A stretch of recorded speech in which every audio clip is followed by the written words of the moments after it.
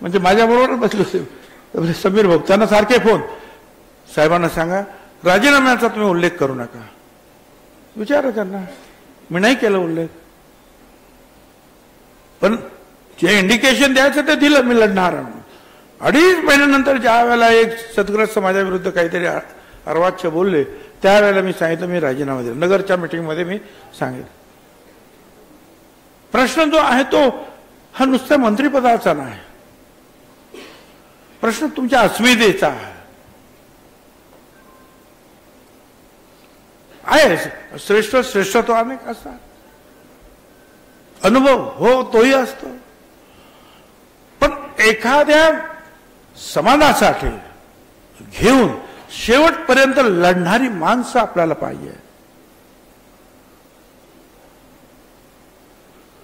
आणि ज्या वेळेला याचं कळल्यानंतर जे आहे आश्चर्याचा धक्का सगळ्यांनाच बसणार. पण तुम्ही दुःखात राहायचं काही कारण नाही. मी एवढंच सांगतो, कभी डर न लगे, कभी डर न लगा मुझे फासला देखकर, मैं बढ़ता गया रास्ता देखकर.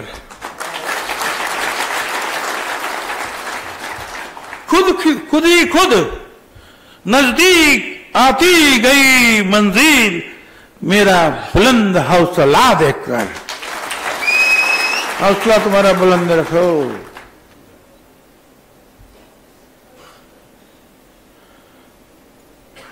अनेक गोष्टी आहेत ना. निवडणुका संपल्यात काय आता? अरे निवडणूक आहेत ना आता परत. महानगरपालिका आहे, नगरपालिका आहे, जिल्हा परिषदा आहेत, पंचायत समिती आहे. याच लाडक्या बहिणीच्या बरोबरीनं ह्या ओबीसी समाजानं जे आहे हे प्रचंड बहुमत जे आहे महायुतीला मिळवून दिलेला. जा विचारा तिकडे आमदारांना. काही लोकांना भ्रम आहे की आमच्या फक्त लाडक्या बहिणी. अरे लाडक्या बहिणी फक्त लाडक्या बहिणी नाही ना, याही गोष्टी आहेत ना तिथे. महत्वाचं हे आहे. उलट काही लोकांचं म्हणणं आहे की नाही हे 1 नंबरला आहे आणि मग लाडक्या बहिणीची शक्ती आहे. पण ज्या शक्ती ते आता मी माझे इतर जे आहेत आमचे ओबीसी आमदार आहेत तिथे मंत्री झालेले, त्यांच्याबद्दल मी स्वतः काही कॉमेंट करणार नाही. इतरांनी ती कॉमेंट केलेली आहे. परंतु होकल मनुष्य पाहिजे आम्हाला. होकल लीडर्स पाहिजे आहेत, होकल मंत्री पाहिजे आहेत जे आमच्या साठी लढतील, आमच्यासाठी बोलतील. आणि एक लक्षात घ्या, ही लढाई जी आहे आता परत आवाज द्यायला सुरुवात झालेली आहे.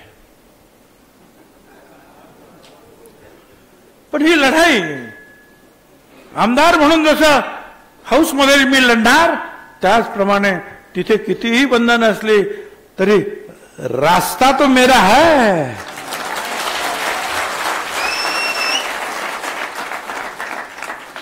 रस्त्यावरती लढाई आम्ही घेऊन जाऊ.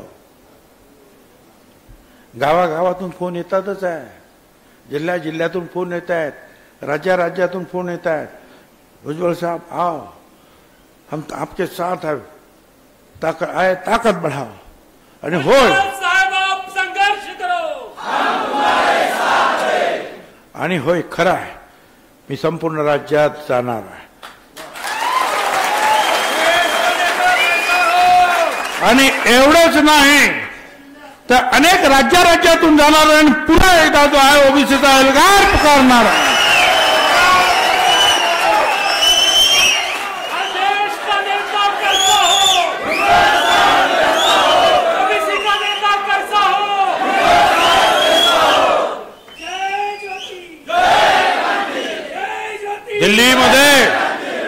दिल्लीमध्ये रामलीला मैदान भरवलेलं सगळ्यांनी पाहिलं.